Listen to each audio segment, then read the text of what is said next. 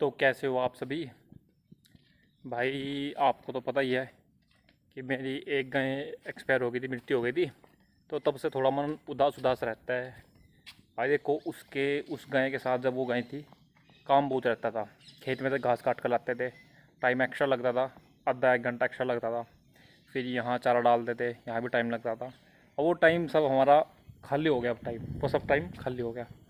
और हमें फिर उसका गोबर भी डालते थे, तो टाइम वेस्ट रहता है हमारा पूरे दिन भर। अब थोड़ा मन उदास सा रहता है, खाली रहते हैं। देखो, भोली भी अपना आराम आराम से घास खा रही है। भोली अभी घास खाने में ध्यान है इसका, किसी से कोई मतलब वास्ता नहीं है। और जो उस गाय का बच्चा है वो भी उदास उदास सा रहता है। ये देखो, बैठा तो यहीं है। जब सबकी बारी आती है दूध पीने की शाम के समय, तो सब जाते हैं। ये एक दो दिन तो करता था, लेकिन अब ये एक दो दिन भी नहीं उठ नहीं रहा। मतलब जब दूध पीने का समय आता है, जब बैठ रहता है, इसे पता है कि भाई मेरी माँ तो है ही नहीं। क्योंकि ये दिन में बीच बीच में उठ कर देखता रहता है इधर से उस तरफ कि मेरी माँ कहाँ है। और इसकी जो गऊ थी, गाय थी, वो भी अपने बछड़े के लिए मैं एक दो बार करती रहती थी। इसको दूध अलग से दे रहे हैं, पी तो रहा है, कम पी रहा है, और थोड़ा एनर्जेटिक भी कम है, थकान से महसूस करता रहता है। पर इसको चावल का मांड होता है ना, मांड मांड इसको पिला रहे हैं, जिससे इसकी सेहत अच्छी बनी रहे। और ये तो रुद्र है ही। रुद्र तो भरपूर दूध पीता ही पीता है।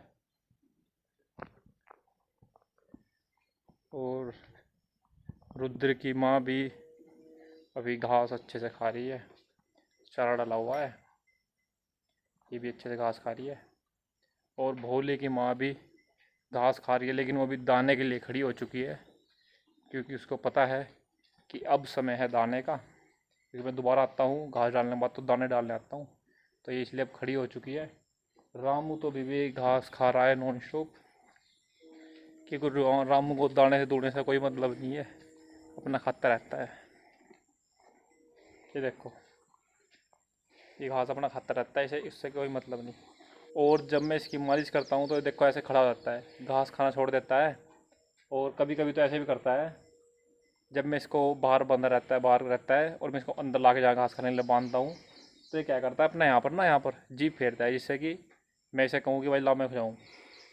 तो ये ऐसा करता है ये सब समझता है हमारी बात। और कभी कभी ना समझ भी करता है ये। रामू खा ले, चल घास खा ले, खा ले फटाफट घास। अभी देखता है कि दोबारा आएगा या नहीं आएगा, तो फिर एक दो बार और देखेगा, देखो। और उसके बाद फिर अपना खाना शुरू कर देगा। ये देख रहा है कि भाई हाथ में क्या पकड़ के रखा है।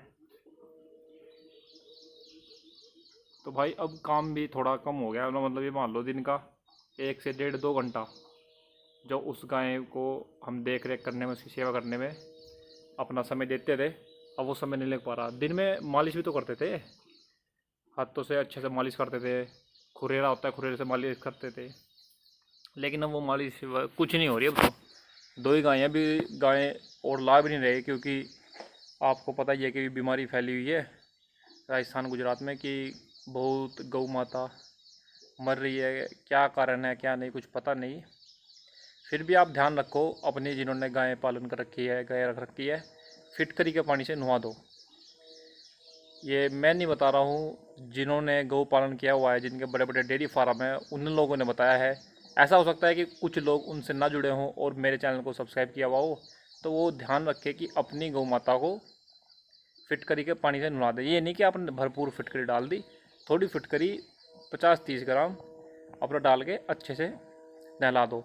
उससे क्या है कि जो बीमारी आजकल लंपी फैल रही है, वो दिक्कत नहीं आपका करेगी। आपकी गाय को वो बीमारी नहीं आएगी, फिटकरी के पानी से ठीक हो जाएगी। अगर किसी गौ माता को बुखार भी हो रखा है ना अभी, तो वो उसके बता रहे हैं कि वो उसका लक्षण है, पहला लक्षण। तो इसीलिए पहले ही अपनी गौ माता का ध्यान रखें, तो फिर बाद में आपको दुख नहीं होगा कि हमारे बीच से हमारी गौ माता चली गई। अगर आप पहले ध्यान रखेंगे, फिर क्या दिक्कत होने वाली है ना।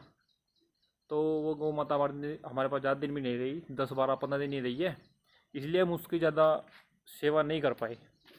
अब पहले वो कैसी थी, कहाँ रहती थी, उसका वातावरण या उसका खाना पीना कैसा था उसका भी हमें नहीं पता था। अब अगर वो हमारे पास 1 डेढ़ 2 महीना रह जाती तो हम उसकी सब चीज़ जानकारी ले लेते और फिर उस हिसाब से उसको चारा डालते और फिर उसको बीमारी आनी नहीं थी। अब भगवान के हाथ में होता है कि भाई हम भी कुछ नहीं कर सकते। तो भाई देखो, अपनी गौ माता का ध्यान रखो, अच्छे से अच्छा उसका सेवा करो, मालिश करो, हाथ फेरो। बहुत से देख के मैंने कुछ नहीं करते, चिंचड़ लगे रहते हैं। चिंचड़ बिल्कुल मत होने दो अपने गायों को, बिल्कुल भी मत होने दो। और गायों को आप भी पालो, बहुत अच्छा है। तो ऐसे ही मिलते हैं जल्दी एक और नई वीडियो में।